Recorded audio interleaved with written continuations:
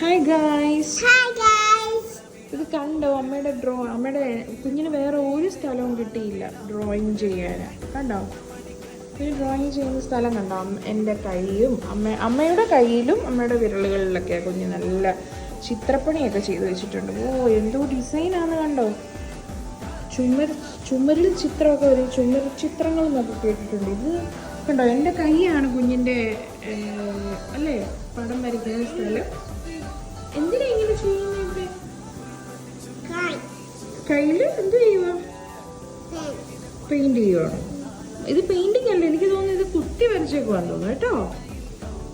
ഇതെന്ത് ഇത്? മതി മതി മതി മതിയടോ, മതിയേ, ഇന്ന് മതിയേ, ഇത്രയും മതിയേ. നോ മതിയല്ല.